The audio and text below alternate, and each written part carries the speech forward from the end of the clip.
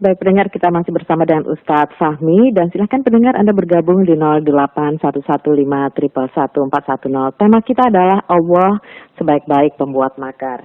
Ya, Assalamualaikum. Waalaikumsalam, Baisa. Ya, silakan Mas Pri ya. Ya, silakan. Assalamualaikum. Waalaikumsalam warahmatullahi wabarakatuh. Alhamdulillah. Saya Ustaz. Alhamdulillah. Alhamdulillah. Ini bisa pencerahan tentang ayat ini Ustaz. Iya. La haula wala quwwata illa billahil aliyyil azim. Nah, kurang lebihnya kan tiada kekuatan selain datang dari Allah. Nah, itu seperti apa Ustaz? Mohon pencerahannya. Terima kasih. Iya. Maafin aja. Assalamualaikum warahmatullahi wabarakatuh. Waalaikumsalam warahmatullahi wabarakatuh. Terima kasih untuk Mas Pri yang ada di Jorong. Silakan pendengar setelah Mas Pri di 0811511410. Tema kita adalah Allah sebaik-baik pembuat makar ya. Ya, silakan. Assalamualaikum. Assalamualaikum. Assalamualaikum. Iya, silakan Dokter Dea di Rantau. Iya. Waalaikumsalam. Makar itu sama dengan budaya ya Pak. Jadi yang dia tanyakan itu Pak mengenai orang yang profi itu Pak termasuk budaya juga atau enggak ya Pak? Apa bisa diulang Dokter Dea? Makar tadi sama dengan budaya ya.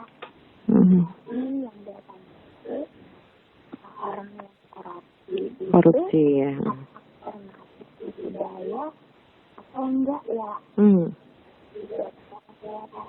Iya.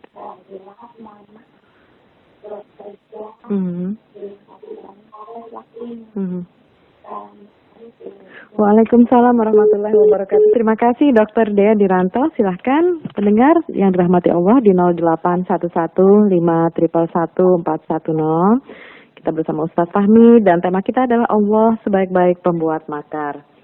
Ya, silakan. Atau langsung ditanggapi Ustadz ya untuk Mas Pri di Jorong dan juga Dokter Dea di Rantau. Tadi tentang la haula wala quwata illa billahil aliyyil azim. Ini maksudnya apa? Terus dari Dokter Dea tadi, korupsi apakah termasuk ke budaya Ustadz? Silakan Ustadz. Iya. Baik, pertama itu pertanyaan dari Bapak Fahri ya di tadi berkenaan dengan la haula wala quwata illa billah ya. Maksudnya tiada daya dan upaya kecuali kekuatan Allah yang maha tinggi ya, maha agung. La haula itu tidak ada kekuatan, wala quwata dan juga tidak ada daya, wala quwata itu kekuatan ya. Kecuali billah, yaitu kekuatan atau daya yang dimiliki oleh Allah Subhanahu wa taala. Jadi memang di beberapa hadis Nabi Muhammad SAW mengajarkan kepada sahabatnya bahwasanya hendaklah mereka mengucapkan ini biasanya ini adalah bagian dari semacam kekayaan dari surga. Nah, ini diajarkan oleh Nabi Muhammad kepada para sahabatnya. Nah, tentu kalau kita memahami bentuk teks atau kata-kata atau kalimat la haula wala quwata illa billah ini secara makna itu sudah tersirat bahwasanya tidak ada yang memiliki kemampuan kehebatan selain Allah Subhanahu wa taala. Bisa saja kehebatan itu dalam bentuk pengetahuan, sultan, kekuatan atau bagaimanapun, maka tidak ada yang kemudian menyaingi Allah Subhanahu wa taala. Oleh karena itu tidak sepantasnya kemudian manusia menuhankan manusia walaupun dia memiliki kekuatan, dan tidak sepantasnya juga kemudian ketika terjadi suatu pertentangan, suatu musibah atau bencana yang terjadi kepada kita, ya itu kemudian kita tunduk kepada yang namanya makhluk, karena kita meyakini kekuatan itu tidak ada apa-apanya kalau dibandingkan oleh Allah Subhanahu wa taala. Nah, ini bisa menjadi pegangan kita ketika menghadapi ya kedahsyatan, kekuatan yang ditimpakan oleh musuh orang-orang kepada kita, dan tentu kita berharap dengan senantiasa membaca ini. Misalnya ada yang mengajarkan membacanya sampai 300 kali atau berapa ratus kali itu, atau 100 kali itu, tidak lain adalah agar segala tipu daya, kekuatan yang ingin dilakukan orang kepada kita, kepada diri kita itu senantiasa ditundukkan oleh kekuatan Allah Subhanahu wa taala. Nah, termasuk misalkan bisa saja dalam konteks makar ya. Dalam konteks makar ini ada keinginan orang ingin berbuat jahat kepada kita, baik dalam bentuk seperti yang dijelaskan di dalam ayat Al-Quran, surah Ali Imran atau surah Al-Anfal, atau dalam konteks kita sekarang, di dalam perpolitikan, di dalam perdagangan, di dalam bisnis, di dalam bentuk-bentuk yang lainnya, misalnya, atau juga misalnya di dalam ujian ingin lulus atau tidak, perbuatan-perbuatan semacam itu, sedaya upaya orang ingin menzalimi kita, kalau Allah melindungi kita, maka makar-makar itu tidak akan bisa mengenai kita, karena la haula wala quwata illa billah. Mereka memiliki daya, memiliki kekuatan, baik itu sistematik atau terstruktur, itu tidak akan bisa mengalahkan kita kalau Allah Subhanahu wa taala sudah terlibat. Maka kemudian kata-kata la haula wala quwata illa billahil azim ini mungkin baik saja untuk diucapkan atau dijadikan lafaz-lafaz zikir.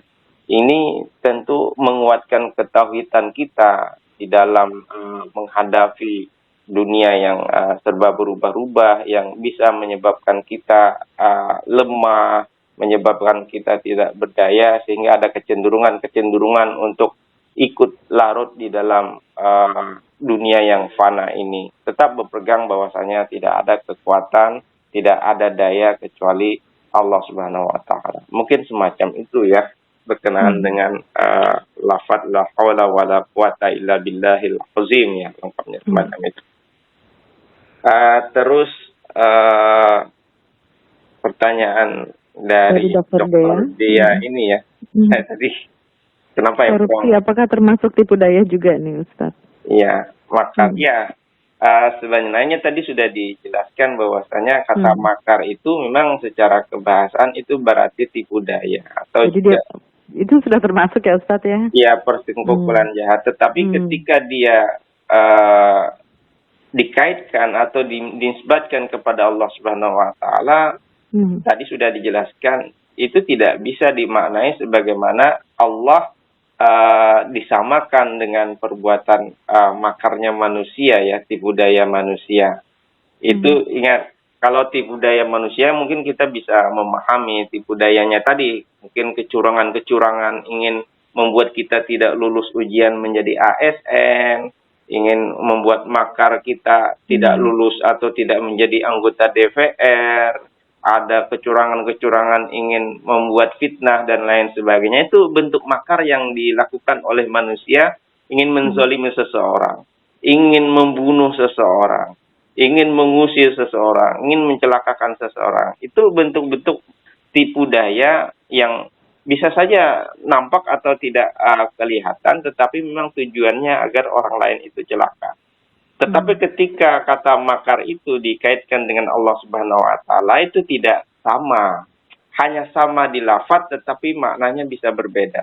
Dan Allah Subhanahu wa taala tentu yang Maha tahu bentuk makar dirinya sendiri.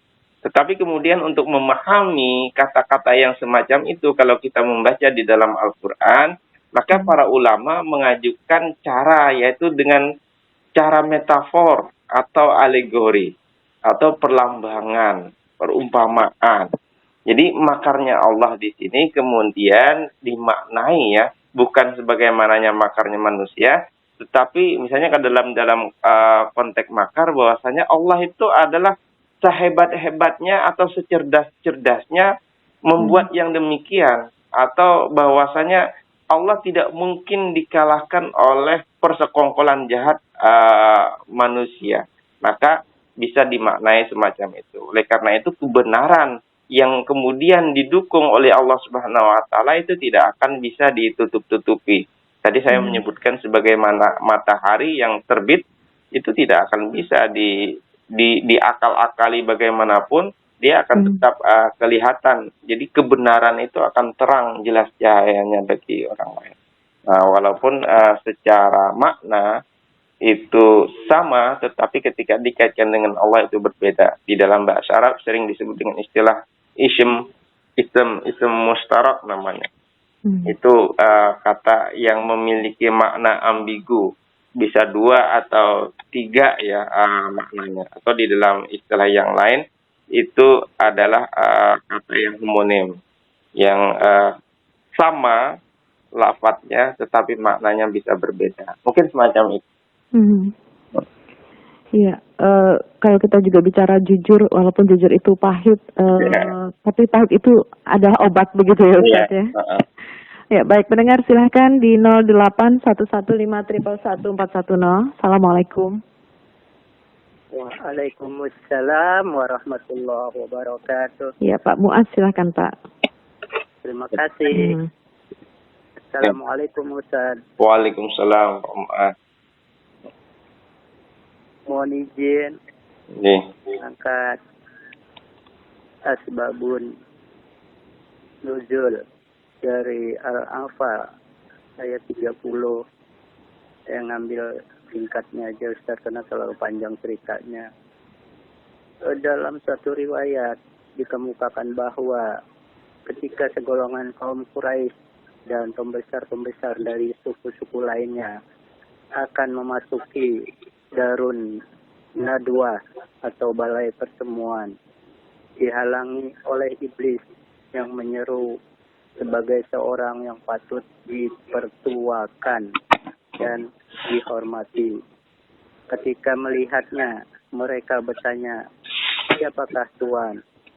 Dia menjawab, "Saya seorang syekh dari Najd, ingin mendengar apa yang akan dimusyawarahkan oleh kalian, yaitu tentang Muhammad, dan ingin menyaksikan permusyawaratan itu." Itu singkatnya.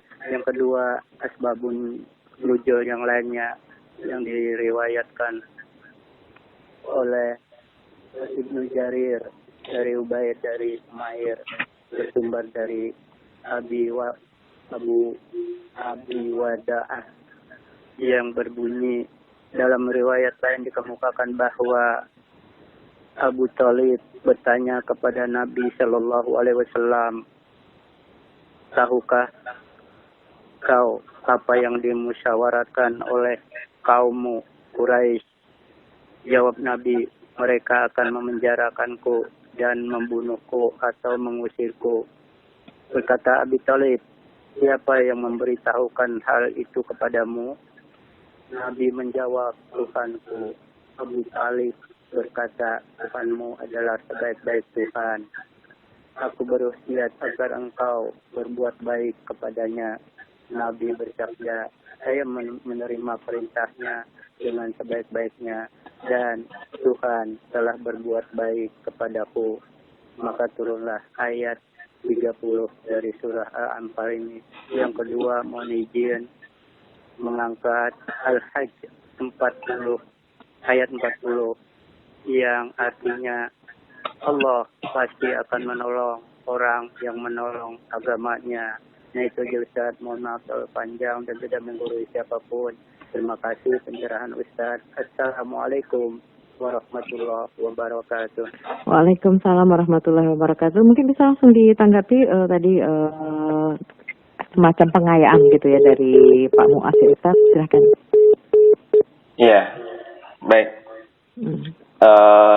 Tadi Pak Muas ya menyebutkan tentang asbabun nuzul ya, berkenaan dengan surah Al-Anfal ayat 30.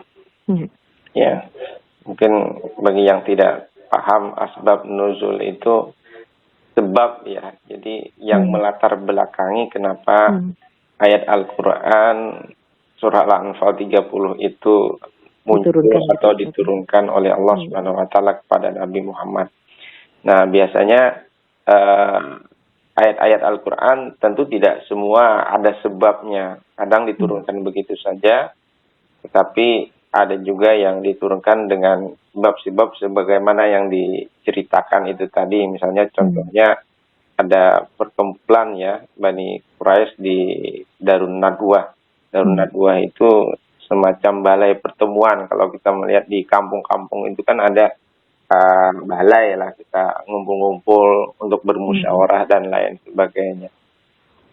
Nah, ini asbabun nuzul. Memang ada beberapa yang dipertanyakan dari asbabun nuzul itu ya. Tadi disebutkan. Kalau kebetulan saya membaca di sini ketika ingin menjelaskan tentang surah Al-Anfal itu, saya membaca dari tafsir juga yang berbahasa Indonesia, yaitu tafsir Al-Azhar. Kebetulan tafsir Al-Azhar ini yang lebih cenderung saya sukai karena menarik ya ulasannya dari Hamka itu, karena beliau adalah sastrawan, jadi gaya tulisannya itu enak sekali. Dan juga kutipan-kutipan beliau referensinya dari berbagai sumber tafsiran-tafsiran yang bagus ya dari para ulama, seperti tafsir Al-Manar yang merupakan muridnya Syekh Muhammad Abduh. Berikut juga tafsir yang lain. Kadang beliau juga mengutip misalnya Ar-Razi, Al-Qurtubi dan lain sebagainya untuk menambah wawasan kita. Tapi yang jelas penjelasan Hamka ini menarik. Kebetulan saya juga punya tafsir yang lain yang berbahasa Arab dan juga yang berbahasa Indonesia seperti Al-Misbah. Nah, di sana kan tadi disebutkan ada penjelasan tentang iblis ya. Walaupun disebutkan ada iblis dalam bentuk manusia yang kemudian mengusulkan, karena orang ini menurut Hamka bisa saja ada yang memaknainya iblis, tetapi dari berbagai riwayat beliau menyebutkan orang itu adalah orang yang sangat benci ya, sangat dendam kepada Nabi Muhammad, dan kebetulan orang itu memiliki pengetahuan yang luas yang disebut dengan iblis itu tadi. Memang ada dua yang diusulkan oleh perkumpulan di Darun Nadwah itu berkenaan dengan keinginan memperlakukan jahat Nabi Muhammad itu. Yang usulan pertama itu yaitu tadi ingin memenjarakan Nabi. Dan yang kedua adalah ingin mengusir Nabi. Tapi dibantah oleh iblis tadi, atau orang yang benci itu tadi.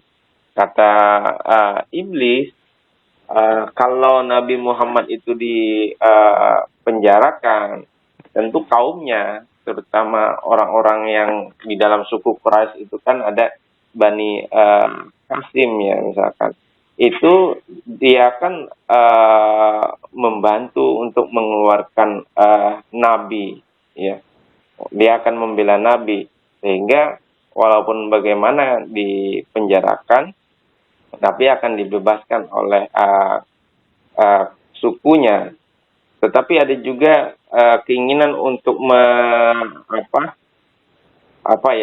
mengusir Nabi. Kata iblis itu tadi, kalau Nabi itu diusir, beliau adalah orang yang sangat pandai mempengaruhi orang lain. Bahkan dia akan banyak memiliki pengikut. Nah, usulan yang terbaik itu tadi, membunuhnya dengan cara apa? Dengan cara mengumpulkan pemuda-pemuda dengan memegang sebilah pisau atau sebelah pedang yang kemudian pedang itu ditusukkan berbarengan ke tubuh Nabi Muhammad SAW, sehingga suku Nabi itu tidak bisa untuk memerangi karena semua adalah bagian dari suku Quraisy, ya, yang besar itu tadi. Dan inilah yang kemudian disepakati oleh Abu Jahal ya di dalam usulan iblis itu tadi. Dan Abu Jahal sendiri adalah termasuk orang yang sangat tidak suka dengan Nabi Muhammad. Tentu saja makar semacam ini, sebagaimana yang kita ceritakan, kemudian dihalangi oleh Allah dengan beberapa keajaiban-keajaiban, yang tentunya yang pertama, sebagaimana yang disebutkan, Jibril itu datang kepada Nabi memberitahukan perkumpulan jahat tersebut, sehingga Nabi sebelum mereka berbuat sudah tahu. Bahkan tadi disebutkan di asbab nuzul yang kedua ya, ketika Abu Talib itu bertanya kepada Nabi bahwasanya kebetulan Abu Talib itu tokoh juga dan beliau mengetahui ya perbuatan perencanaan jahat yang di Darun Nadwa itu. Lalu Abu Talib menanyakan kepada Nabi bahwasanya tahukah kamu ya yang dimusyawarahkan oleh mereka suku Quraisy itu tadi. Nah, Nabi menjawab, ya aku tahu katanya. Mereka ingin memenjarakanku atau membunuhku atau mengusirku, kata Nabi. Terus siapa yang memberitahukan ini kepada engkau wahai Muhammad? Tentu mungkin sebutannya Muhammad dulu itu. Lalu Nabi menjawab bahwasanya yang memberitahukan itu adalah Allah Subhanahu wa taala. Dan kemudian di sana disebutkan Abu Talib mengatakan, dan Allah itu adalah sebaik-baik Tuhan ya, sebaik-baik Allah Subhanahu wa taala. Jadi Abu Talib itu menasihatkan kebaikan kepada Nabi Muhammad. Inilah yang kemudian menyebabkan ayat Al-Qur'an surah Al-Anfal ayat 30 itu turun ya. Nah, ini bicara tentang asbabun nuzul tadi. Nah, terus juga surah Al-Hajj ya, ayat 40. Ayat 40 itu disebutkan bahwasanya Allah pasti menolong orang-orang yang menolong agama Allah. Mungkin di ayat yang lain kita dapati intan surullah yang surkum wa yuthabbit aqdamakum. Jika engkau menolong Allah, Allah pasti akan menolong kita. Mungkin yang ini sebenarnya adalah penguatan juga ya, bahwasanya Allah Subhanahu wa taala itu pasti akan membela kebenaran yang datang darinya. Apalagi Nabi Muhammad sallallahu alaihi wasallam itu ditugasi oleh beliau, maka bentuk tugas dari Allah itu dikenal dengan risalah, yaitu pengutusan Nabi Muhammad Subhanahu wa taala itu sebagai rasul untuk menyampaikan ayat-ayat Allah, pesan-pesan Allah kepada manusia agar manusia itu tunduk patuh kepada Allah Subhanahu wa taala semata, atau yang dikenal di dalam bahasa kita itu berserah diri, Islam. Jadi Islam itu ada dalam pengertian semacam itu, ada juga dalam pengertian umum, yaitu sebagai organized religion. Kalau istilah kita itu agama yang terorganisir, yang kemudian ketika kita memahaminya bisa dibandingkan dengan agama-agama yang lain seperti Kristen atau juga agama Hindu, agama Buddha ya. Nah, keinginan Allah agar kita ini berserah diri, tentu Dia akan membela apa yang disuruhnya itu, atau Nabi Muhammad SAW. Ya. Kalau kita melihat di ayat ini, di bagian akhir ya, di ayat itu, ini menunjukkan bahwasanya pertolongan Allah itu tidak mungkin nanti dikalahkan oleh manusia, walaupun bentuknya kita tidak tahu. Innallaha laqawiyyun aziz. Mungkin disebutnya semacam. Mungkin itu mungkin tambahan saja ya penjelasan dari saya berkenaan dengan asbabun nuzul dan surah Al-Had ayat 40. Baik Ustadz, apa yang dialami oleh Rasulullah, apakah juga dialami oleh umatnya saat ini Ustadz? Tapi sebelum dijawab, kita terima pendengar kita lagi Ustadz yang ingin bergabung. Ya. Silakan. Assalamualaikum. Assalamualaikum. Ya, terputus ya. Silakan dicoba kembali 081151114110. Hanya di satu nomor itu, nomor yang lain kami gunakan untuk berdialog dengan Ustadz Fahmi dari rumah. Ya, silakan pendengar 081151114110. Ya, Ustadz, tadi pertanyaannya Ustadz. Ya. Yang tadi ya. Iya. Baik. Saya kira iya. Bahwasanya apa yang dialami oleh Nabi Muhammad itu juga dialami oleh umat-umat Nabi Muhammad SAW seperti kita, atau misalnya kita apalagi dalam kondisi yang saat ini ya Ustadz ya. Iya, terutama ya, mungkin yang tidak jauh sejarahnya ya di masa tahun 60-an, 65 itu kita mengenal ada yang namanya PKI ya. PKI itu kan itu jaya-jayanya di negeri kita, partainya itu didukung oleh banyak sekali ya, sehingga PKI ini berjejer dengan partai-partai besar.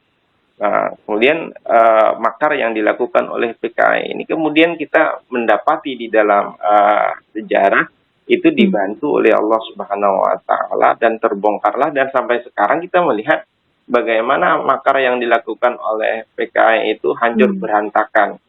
Itu mau tidak mau kita mengakui itu adalah pertolongan Allah Subhanahu wa Ta'ala kepada kita. Dan walaupun bahaya latenya juga harus kita tetap waspadai begitu ya Ustaz. Iya. Dan misalnya yang sekarang ini kita tentu tidak bisa menyebutkan itu ini karena bentuk-bentuk tipu muslihat itu kan kadang-kadang itu kita tidak mengetahui. Kalau kita tahu secara zahir mungkin polisi akan menangkap ya.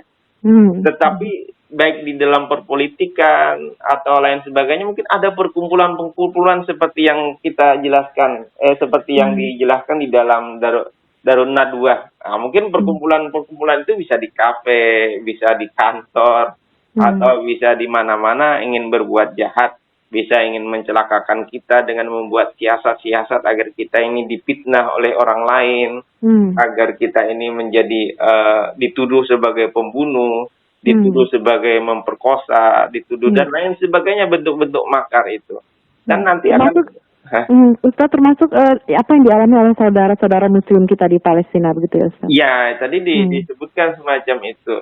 Banyak nanti bagaimana orang yang terzolimi di misalnya di Palestina yang kita mengenal ada perampasan tanah secara zolim dengan kong-kali-kong dikatakan dengan negara-negara adidaya, karena memang seperti di Amerika itu kita mengetahui orang-orang Yahudi itu dia memiliki kemampuan ekonomi secara personal terutama dulu ya yang luar biasa, karena memang diakui mereka itu cerdas ya, dan itu disebutkan di dalam ayat Al-Quran itu sendiri bahwasanya Bani Israel itu dilebihkan Allah daripada bani-bani yang lain. Tapi tentu kita tidak bisa mengutuk Israelnya karena Israel itu nama Nabi Yakub ya. Yahudinya begitu ya Ustaz ya, bukan Israelnya. Nabi Israel itu Nabi Yakub. Karena keturunan Yakub itu Bani Israel, dan salah satunya adalah Bani Yahudi ya. Karena Yahudi ini adalah orang yang menjadikan nasionalisme itu sebagai agama. Jadi agama negara. Dan mereka itu memang cerdas.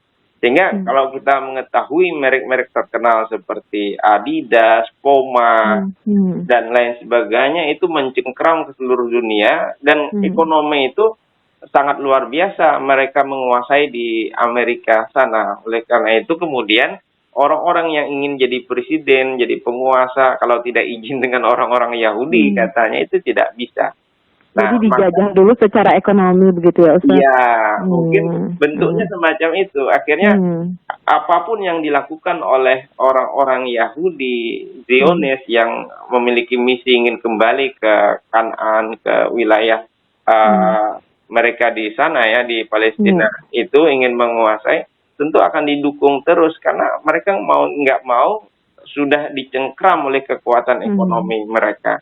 Kalau mereka menarik semua itu akan bangkrut nanti Amerika. Ini mungkin salah satu bentuk makar-makar yang tersembunyi ya, kong kaling kong, atau yang kita sebut dengan istilah persekongkolan ya. Sehingga walaupun bagaimana tindakan jahat orang Israel membombardir rakyat Palestina yang tidak berdosa, banyak ratusan atau ribuan orang yang mati, itu negara adidaya atau bahkan Eropa akan diam saja. Walaupun ada riak-riak sedikit, ya mungkin itu tidak jadi masalah bagi mereka. Nah, tentu nanti makar semacam ini pada saatnya, sebagaimana yang dulu pernah dijanjikan oleh Allah juga, bahwasanya orang-orang Bani Israel itu akan menerima akibatnya.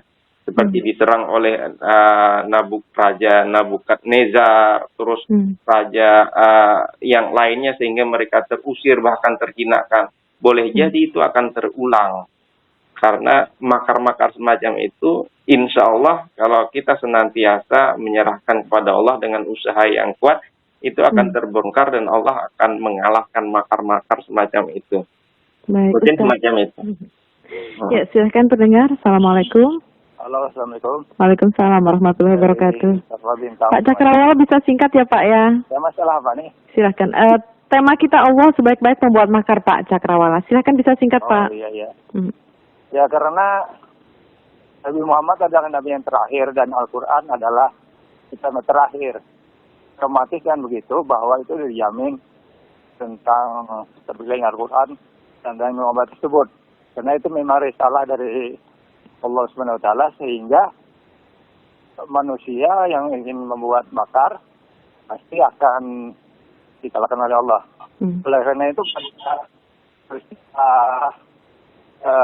revolusi tersebut, bahwa juga manusia mempunyai upaya dan upaya untuk tetap menegakkan tauhid. Saya pikir itu daripada Orde Baru dan kawan-kawan. Ya, Pak Cakrawala putus? Iya. Bahwa dengan demikian tauhid dan Islam itu memang harus dipertahankan. Ini ada usaha-usaha gitu. Waalaikumsalam warahmatullahi wabarakatuh. Dari Pak Cakrawala Bintang, manusia yang akan membuat makar pasti akan dikalahkan Allah dan perlunya mempertahankan tauhid begitu. Ustaz, silahkan Ustaz. Ya baik, memang betul sekali ya dari Pak Cakrawala itu, bahwasanya tentu yang diajarkan oleh agama kita yang dibawa oleh Nabi Muhammad SAW, yang pertama itu tauhid, keimanan kepada Allah Subhanahu Wa Taala. Lalu nanti disertai dengan ajaran-ajaran yang lainnya seperti berlaku adil, melakukan sholat, terus juga percaya kepada hari akhir sebagai pertanggungjawaban kita hidup di dunia. Tentu kita tidak bisa hidup di dunia ini hanya sekedar bertauhid, tetapi perbuatan kita kemudian tidak mencerminkan tauhid. Karena ingat kata Allah, di akhir nanti segala perbuatan itu akan dipertanggungjawabkan. Oleh karena itu kemudian di dalam rangka bertauhid ini, maka kita mau tidak mau harus kemudian juga mengikuti ajaran-ajaran yang prinsipil yang diajarkan oleh Allah. Tadi contohnya seperti keadilan, kejujuran, terus mungkin juga menghormati kemanusiaan dan lain sebagainya. Selama kita berpegang kepada prinsip-prinsip yang diajarkan oleh Allah, maka walaupun bagaimana orang melakukan makar, melakukan tindakan jahat dan lain sebagainya, bisa saja kita nanti mendapatkan musibah atau memang fitnah dan lain sebagainya, itu nanti akan dibantu oleh Allah Subhanahu Wa Taala, akan terbongkar juga pada masanya. Inilah bentuk makar Allah yang menyingkapkan segala kong-kalingkong atau persekongkolan jahat yang dilakukan untuk membungkam kebenaran yang berasal dari Allah. Dan karena al-haqqu min rabbikum, yang benar itu pasti dari Allah. Dan selama manusia berpegang pada prinsip-prinsip yang betul, maka pasti akan ditolong oleh Allah Subhanahu wa taala. Yang berbuat sebaliknya melakukan tindakan yang tadi disebutkan bentuk makar, kejahatan, berupaya untuk melakukan ketidakadilan, tidak jujur, curang, itu dia akan merasakan akibatnya. Banyak kita belajar dari sejarah, karena sejarah ini laboratorium bagi kita untuk belajar.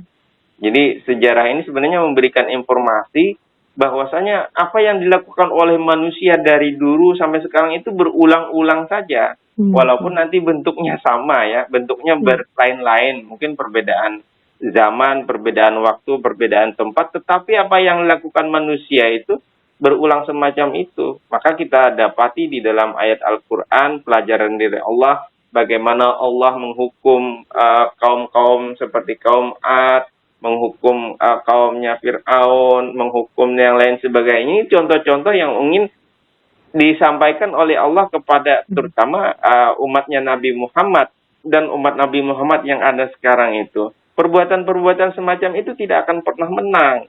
Perbuatan semacam itu tidak akan pernah berjaya di muka bumi. Semuanya akan dikalahkan. Oleh karena itu, apapun yang kita lakukan dalam bentuk yang mungkin berbeda-beda. Tadi kita contohkan kecurangan ingin menjadi ASN, dengan cara menyuap, dengan cara ini, itu nanti akan tersingkap juga. Dan Allah akan memperlihatkan itu semua. Ya. Maka kita tidak bisa akan berjaya hidup selama kita membelakangi atau menyalahi prinsip-prinsip yang diajarkan oleh Allah Subhanahu wa taala. Mungkin begitu, Mbak Afifah. Ya, karena Allah akan menggagalkan semua tipu daya itu ya Ustadz. Ya. Baik, itu mungkin juga sebuah kesimpulan ya Ustadz dari pertemuan kita. Baik, apa ada mungkin terakhir nih doa khusus untuk kita terhindar dari tipu daya ini atau kita bisa dilindungi dengan semua tipu daya Ustadz? Ya, mungkin tadi yang pertama kita bisa sering membaca seperti yang disebutkan la haula wala quwata illa billahil aliyil azim itu tadi. Itu jadi itu kita amalkan ya Ustadz ya, istiqomah. Dan itu insya Allah akan melindungi kita dengan keyakinan perbuatan kita itu memang berdasarkan pada prinsip dan Allah akan membantu kita. La haula wala quwata illa billahil aliyil azim. Itu yang diajarkan oleh Nabi Muhammad SAW. Insya Allah, amin ya rabbal alamin. Ustadz, terima kasih Ustadz sudah berbagi ilmu, sudah memberikan pencerahan kepada kita semua pagi hari ini.